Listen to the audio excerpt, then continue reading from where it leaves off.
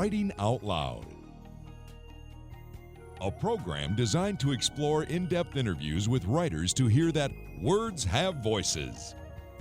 Hello everyone, I'm Teresa Miller and welcome to Writing Out Loud. My very special guest today is best-selling humorist Wade Rouse. Thank you so much for being here. Thanks for having me. Writer's Digest named you as one of the writers they'd most like to have a drink with. You came in second to Ernest Hemingway, but there you were. Who are some of the writers you'd like to spend time with? Well, you know, I have to say that's either a great compliment or a great insult, because being between Hemingway and Hunter Thompson, either I'm a lot of fun or I've got some really serious addiction issues. Yeah. I'll go with the fun side. Yeah. You know, there's a lot. Looking back and forward, I think every writer should be a huge reader. I think it improves your craft. I think it makes you a better writer. From the past, I love Irma Bombeck, as I always say. Mm-hmm. I think she's a vastly underrated humorist and writer in America. I would have loved to have sat down with her. Yeah. I love David Sedaris. Mm-hmm. I would have loved to have sat down with Nora Ephron. Oh. There's some folks that I've met of late that I really admire, both personally and professionally. Carolyn Lovett is an author whose work is published through Algonquin Books, and she is one of the finest, most underrated novelists in America today, and she's a fascinating human being. So I could go on. I mean, you could fill a full 5 hours with people that I would love, just like you, who you'd love to sit down with. Well, exactly. When you were a boy growing up in the Ozarks, what books did you turn to for inspiration? Oh my gosh, I was a huge reader, and I think I might have mentioned to you before, one of the first, the story of kind of how I got involved in writing and humor was I sang Delta Dawn at a rural middle school talent contest, and I was kind of heckled off stage. Yeah. And my mother was waiting for me, and I think she knew what was going to happen but didn't stand in my way, and she gave me a little leather writing journal, and she gave me a copy of Irma Bombeck's first book. And that kind of got me realizing that I had to write to make sense of this world, and I also had to use humor to get through it. So Irma was really one of my first loves, and I discovered a lot of folks after that. I loved, you know, some of the kids' books that you started with, but I really enjoyed Louis Grizzard, Dorothy Parker, Oscar Wilde. I was kind of a mature child in the beginning, and I loved a lot of that humor that they brought to the world, and those were kind of my early reads as I started. And people are like, that seems a little sophisticated or a little raunchy for a teen or a kid, but that was really what I fell in love with. And you were in the Ozarks. I was in the Ozarks. My refuge, what I love about what you do, and I think so many great cities have, are, these great library systems, these great kind of cultural arts groups. And I used to go to our local library, our county library, and spend vast amounts of time reading and writing. And that kind of became my refuge. And it's one of the reasons I'm a huge supporter of libraries today. And you were surrounded by some great small town storytellers. What were some of the lessons you learned from them? Oh my gosh. I consider the Ozarks part of the South. I know it kind of is that borderline area, but I spent my summers growing up at a log cabin with my grandparents. And I'm starting to sound like my father now. God help me, save for the Walmart, pharmacy prescription. And they told stories. We didn't have a TV. We had an old radio, huge radio, no microwave, no cell phones, no phone, rotary phone there. And so I learned about my grandparents as people through their stories. And my whole family told stories during the summers at the cabin. And it was profoundly influential. And my mother was a nurse and a hospice nurse. And she told these circuitous stories with no period and no end in this, very syrupy dialogue. But I think I learned how to tell kind of a personally poignant and profound story with a lot of humor because of them. Because our family was very funny.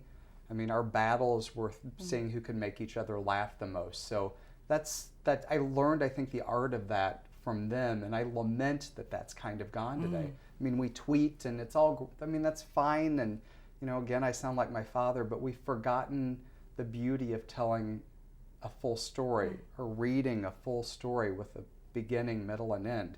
We're just headlines now, scrolling, and it makes me sad. At what point did you know you were ready to tell the story America's Boy?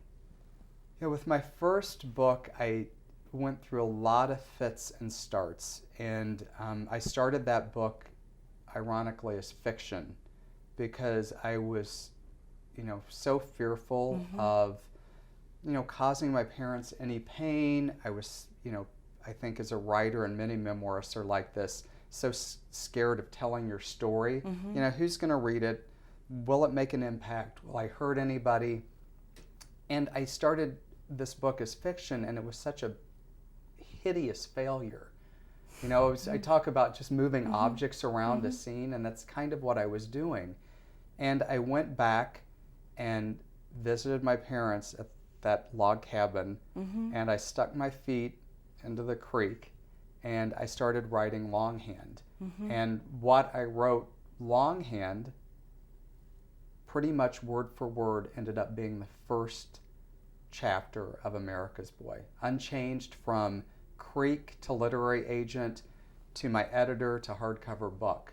So that's when I knew I was ready. I think just all of those memories flooding back, and I was in the right place at the right time to channel that voice, the humor, and I think the sadness and the poignancy, and everything just clicked and kind of has since. I think it was squelching that fear. Did you let your parents preview it first? I did, to a point. For me, I told them exactly what I was writing about, the difficult subjects of growing up in the Ozarks.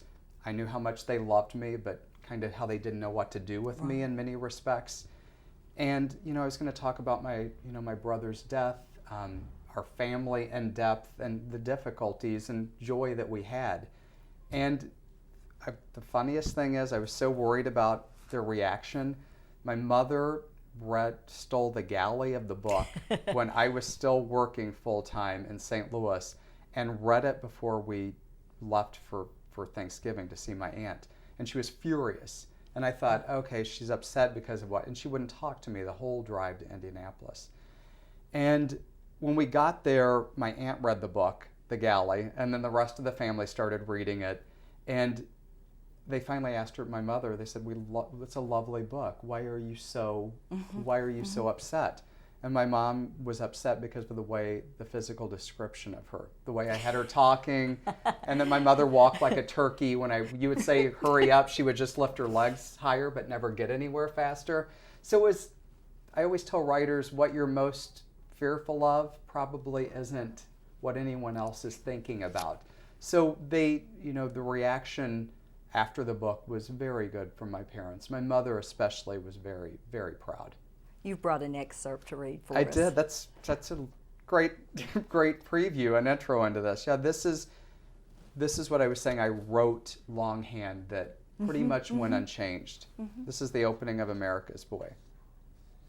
I am 5 years old and standing as dramatically as a 5-year-old knows how in the middle of the Rouse family log cabin in the Missouri Ozarks.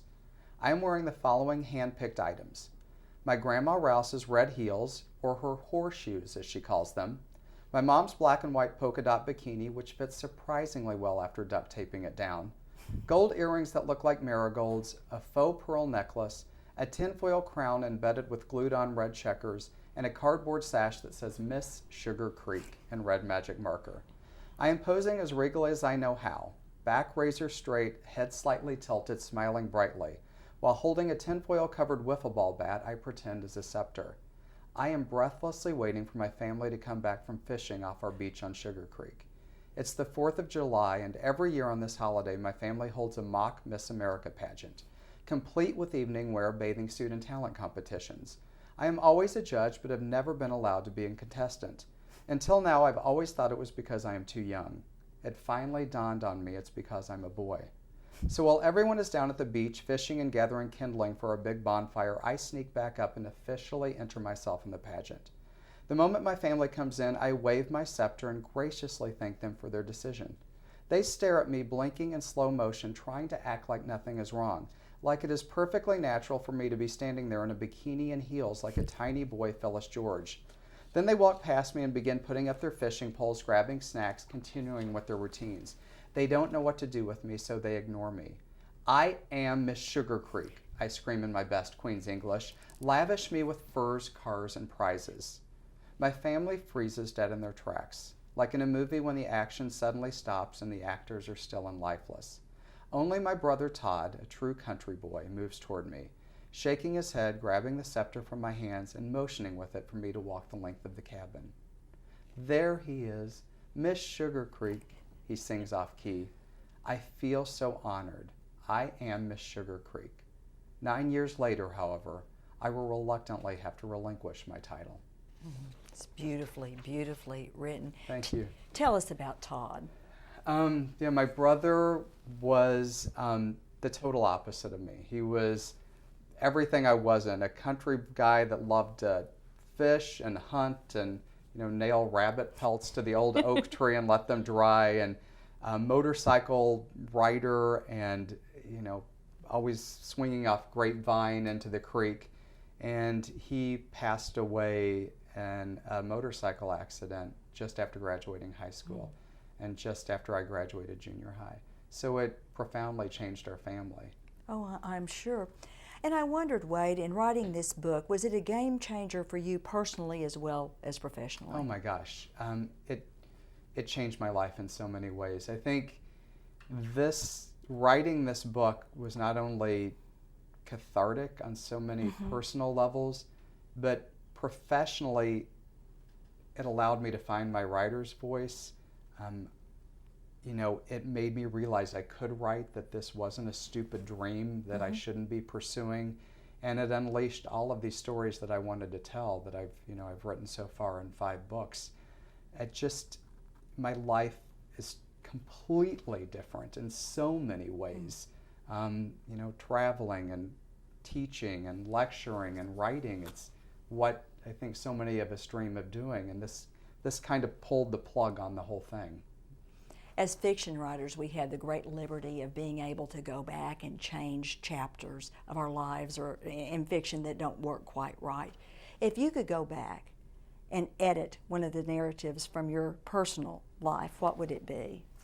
Wow. I think for me it would be kind of waiting so long to write, being so fearful of failure and of what people would think, and trying to make, we live for everybody else in so many regards. And that's great. I think that's part of human nature. But I put myself on hold for so many years, and, it allowed me to, not find love and not be happy. And that's a large chunk of time from going from high school to 30 years old without dating or being happy, and pursuing love and getting your heart broken. And those are all the beautiful things that need to occur when you're young. And I missed out on that. So that would probably, if I could edit it, I would, but I always say we are here because of that. I'm always fearful of changing anything, because I don't know if I'd be who I am and sitting in this chair with you if I weren't. You've been very forthcoming about being bullied when you were younger. Are you at peace with that now? I am. Interestingly, I don't know if I'm totally at peace, because not to segue the question, but I think things have gotten better, but again, I think they haven't too. We don't, it all comes down to one kid in one place at one time having something occur to them that can change them forever. And that still happens every day, and I don't think that'll ever end. I think we have more role models that we can turn to. For so many of those people that had been mean to me, I think the beauty is, with my honesty, so many have reached back out to me and either apologized or have been happy I'm doing well, or have found love and, have made things right with myself. And I just hope no matter what's happened to people, you can't wallow in that forever. In some way you have to move on and find happiness. And that's where the healing comes. What would you say to young people who are being bullied today? Talk to someone is the biggest thing. I think what I try to do, and so many kids I know try to do, is if something happens, we think it's us. We internalize it. We kind of shut down. We don't go to anyone. We're scared that they will do the same thing. We don't stand up for ourselves, and that would be the biggest thing. It's just, it could be another friend your age. It could be a teacher. It could be a counselor. It could be a parent, a grandparent, an aunt, uncle. Just go and tell them that, something's going on. You're not feeling happy, and too few of us do that. And I don't care if you're a kid or an adult. And what would you say to the people who perpetrate this kind of meanness? Well, I've learned, as we all know, but we don't know at the time, is that it's because they're going through so much in their life. They're acting out against us, really not because of who we are, but because of who they are. And they're the ones that typically need the most assistance, and sadly often never get it.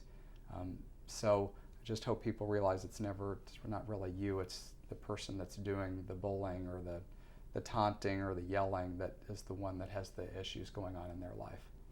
America's Boy has just been re-released. What does it say to today's audience that it didn't say when it was initially published? I think what you've just hit on, actually. It's interesting.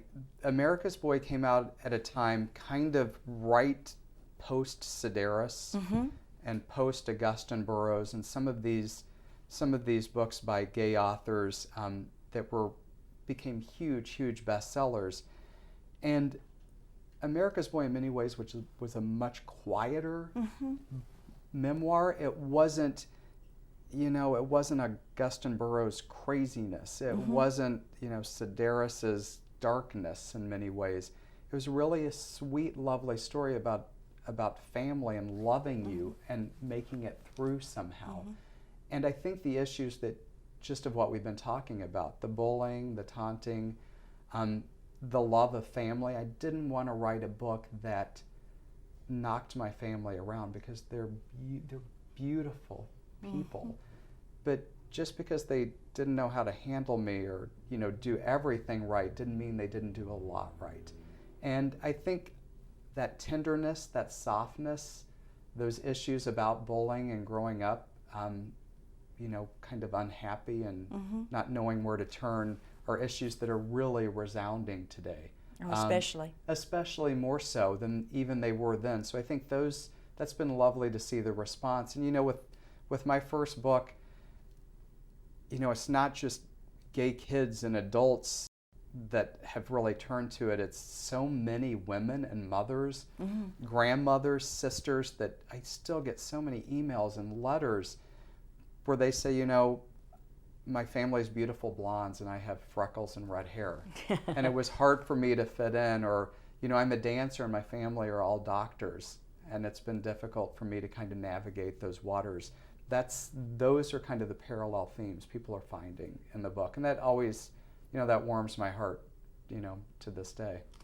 We also want to talk about some of your other memoirs. First of all, Confessions of a Prep School Mommy Handler. Yeah, that was, of all the books, that was one of my more difficult to write, because it details a lot of issues today about job discrimination and what I endured during a job that I had. But, this is a lot about my tenure at a prep school as the PR director, but I was called the mommy handler because I was really hired to kind of massage the egos of a lot of wealthy matrons.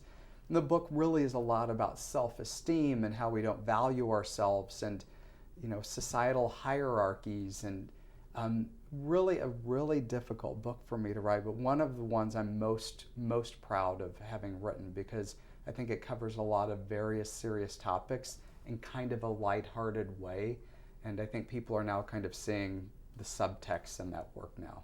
And the subtext is incredibly important to you, isn't it? It is. My whole MO is I want you to laugh, but while you're chuckling really hard, I want to teach you something. I think when you're laughing, you're elevated, and I can start to teach you lessons without, I'm not a writer that's going to preach at you or finger point or yell or scream. What I'm going to do is make you start to belly laugh, and then I'm going to teach you something about, how you're living, or how you look at people, or how you treat other people. I always say I hope my books, and I think the best books are like a mirror. We read it, we hold it up to our face, and we take, I think, a good hard look at ourselves as a result. And sometimes we like what we see, what's reflected back, and sometimes we hate that reflection. But we change as a result of taking that look. So that's what I hope my books and the best books do. And then, at least in the city, someone would hear me scream. About moving to Michigan from the city, kind of trying to reinvent a modern day Walden.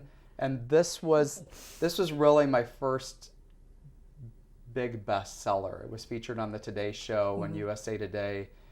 And it was the anti-move to the woods and love it memoir.